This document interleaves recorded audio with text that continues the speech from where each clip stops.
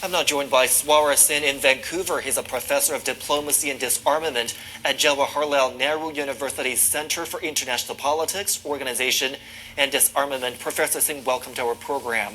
When and if India's population exceeds China's to become the world's most populous nation, as far as India itself is concerned, are we talking about more economic opportunities or more strain it could have on the country?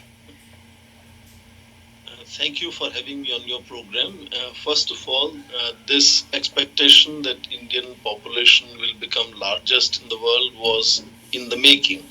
So it's not something that comes as a surprise, which means it definitely involves both opportunities but also challenges to empower and make that workforce productive. Obviously, India and government of India have been aware of this becoming a possibility and have been preparing to deal with that kind of a situation. So let me say, larger workforce definitely means enormous potential to become a powerhouse of production.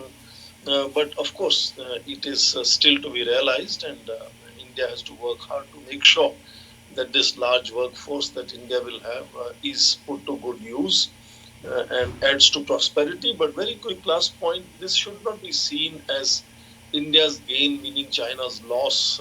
Both are large population countries and their growth population curves have been slowing down over a period of time. And just like China, India will also potentially have a date when its population will begin to shrink, and it has a direct correlation to prosperity. So China's prosperity has meant that the fertility rates have come down. This is usual, happened in so many other countries before, and it's now happening in China. And India's population also at some stage will begin to shrink.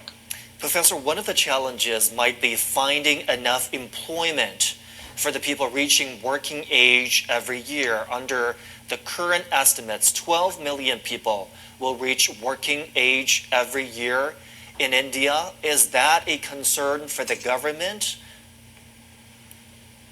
First of all, India, like China, is already a large population country, so workforce in enormous numbers already is there. So it's only a very marginal increase in comparison to China, that about, I think, less than 3 million people are more currently, as estimates are saying, by middle of this year, which makes India the largest population country. But of course, let me also say that this workforce is not only workforce for production.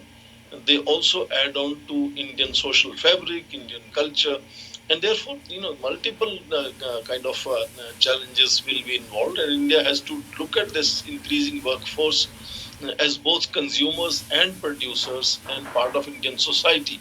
So there will be multiple challenges to how to make sure that when India becomes largest population country, it's able to put that opportunity to a good use, and to some extent not waylaid by certain very biased opinions that it means China is losing and India gaining.